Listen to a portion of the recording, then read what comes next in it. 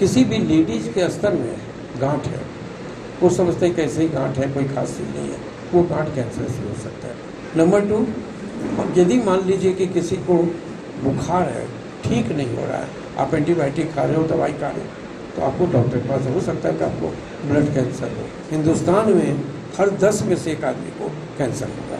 जो भी मरीज आते हैं उसमें लगभग 85% एडवांस स्टेज में आते हैं। डॉक्टर जितेंद्र कुमार सिंह और भारत सरकार ने भी पद्मश्री हमको दिया है 2012 में। उसके बाद हम पारस के हॉस्पिटल के पारस कहते हैं, ये महावीर कैंसर संस्थान के हम डायरेक्टर रहे हैं पिछले 15 साल से, और फिर पारस कैंसर सेंटर के भी हम डायरेक्टर रहे 4-5 साल से, और हम टाटा मेमोरियल हॉस्पिटल बॉम्बे में भी अपने काफ़ी लंबे समय तक रहे हैं।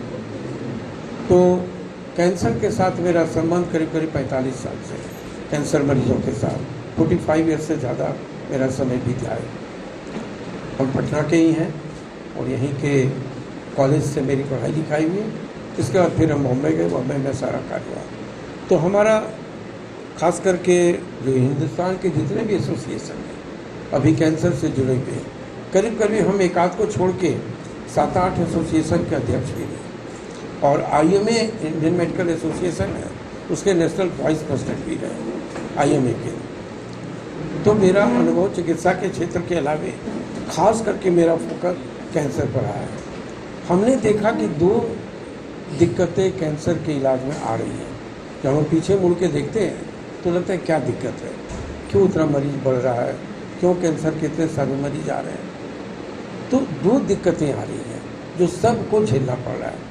एक तो ये है कि मरीज काफ़ी बड़ी संख्या में आ रहे हैं। आज हिंदुस्तान में करीब 15 लाख नए कैंसर के रोगी हर साल आ रहे हैं, नए कैंसर के रोगी। और हमें लगता है कि जो भी मरीज आते हैं उसमें लगभग 85% एडवांस स्टेज में आते हैं। तो सब अर्ली स्टेज में नहीं आते हैं, हार्डली 15%।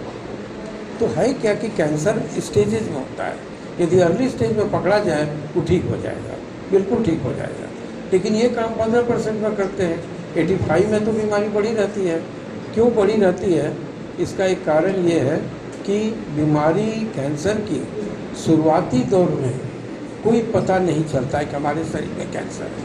हो सकता है हम लोग इतने सारे लोग बैठे हैं, यदि हम अपनी जांच कराएं, ठीक से जांच कराएं, तो कुछ को उसमें कैंसर भी निकल सकता है, क्योंकि हमें पता नहीं है। हमें जिस दिन पता चल गया और हम लोग डॉक्टर के यहाँ गए दिखाने के लिए, तो समझिए कि देर हो चुकी है, ये देर हो गई। अब जो है सो आप एडवांस स्टेज में चले गए। यही विडम्बना है जो हम लोग झेल रहे हैं। तो मेरा एक चीज़ ये कहना है कि हम लोग कैसे इसको दूर करें। विदेश ने काफ़ी हद तक कर चुके हैं। आज दुनिया में जो डेवलप कंट्रीज़ हैं वो करीब स्क्रीनिंग करके, सब चीज़ करके, लोगों का जांच करके, वो करीब इस चीज़ में मृत्यु दर को कम कर दिए हैं और ख़ास करके इसको भी कम कर दिए हैं।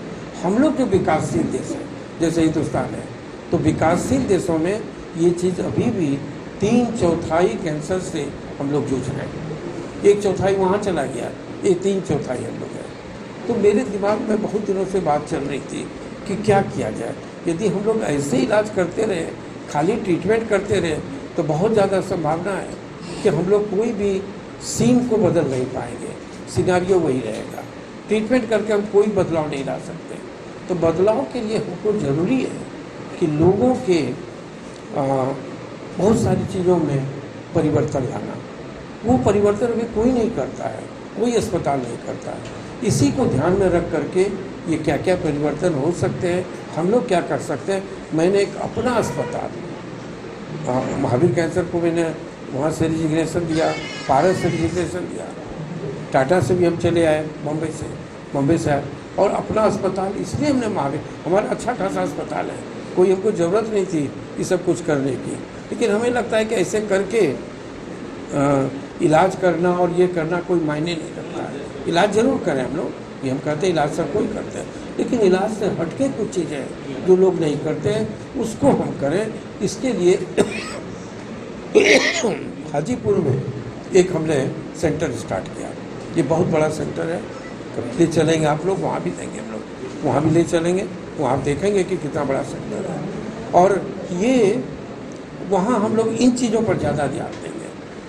हम लोगों को एक कम्युनिटी ऑन्कोलॉजी होता है जो कैंसर का एक विंग है, उसमें क्या होता है कि हम लोग लोगों को जागरूक करते हैं, हम लोग लोगों को एडुकेट करते हैं, हम लोग लोगों को ये बताते हैं कि भाई आपका प्रिवेंटिव क्या कर सकते हैं हम लोग, कैसे हम लोग खास करके जो हम लोग जो दिनचर्या होती है उसमें कैसे बदलाव ला करके, लाइफ स्टाइल में कैसे बदलाव लाएं कि हम कुछ कैंसर को रोक सकते हैं। और सबसे बड़ी बात है कि कैसे कैंसर को अर्ली डिटेक्ट करें। इसी के लिए एक अस्पताल का सबसे बड़ा विंग होगा। दूसरा क्या विंग है कि कैंसर की इलाज बहुत महंगी होती है आजकल, बहुत होती है, लंबी चलती है, बहुत महंगी होती है। इस इलाज को कैसे सस्ता करें? क्या सस्ता किया जा सकता है? बिल्कुल किया जा सकता है। कम से कम पैसे पर कैंसर की इलाज कैसे हम लोग करें? काहे कि जिस तरह से कैंसर बढ़ रहा है, 15 लाख रोगी आ रहे हैं, इसे नहीं रोकें तो आने वाले समय में हिंदुस्तान में हर 10 में से एक आदमी को कैंसर होगा। अब सोच लीजिए कितना ज़्यादा विषम परिस्थिति से हम लोग गुजरेंगे। एवरी 10 पर एक को होगा। तो हम लोग अभी से यदि नहीं लगे तो नहीं हो सकता। इसी को ध्यान में रख के एक चैरिटेबल हॉस्पिटल, वहाँ कोई शुल्क नहीं, कॉरपोरेट का हम लोग उसको देंगे सर्विसेज जो कॉरपोरेट हॉस्पिटल देता है, और सस्ती से सस्ती इलाज, बल्कि 17-18 को तो हम लोग फ्री ही कर रहे हैं, कोई वहाँ से चार्जेज नहीं लग रहा है। तो जो भी पेशेंट आएंगे उसको, हमारी मंशा ये है कि हम लोगों को ये करें, तो एडुकेट करते हैं। बहुत लोगों को ये हम बताते हैं कि देखिए एक नो साइन है, आप लोगों को सबको जानना चाहिए।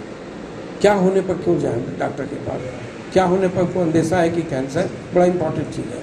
क्या होने पर अंदेशा है कि कैंसर भी हो सकता है। जैसे किसी को मान लीजिए गांठ हो जाए शरीर में और वो गांठ ठीक नहीं हो रहा है, इलाज से वो गांठ ठीक नहीं हो रहा है, तो हो सकता है कि गांठ का कैंसर हो, गिल्टी का कैंसर हो। आपको डॉक्टर के यहाँ जाना चाहिए, नंबर 1। नंबर 2, यदि मान लीजिए कि किसी को बुखार है, ठीक नहीं हो रहा है, आप एंटीबायोटिक खा रहे हो, दवाई खा रहे हो, तो आपको डॉक्टर के पास हो सकता है कि आपको ब्लड कैंसर हो।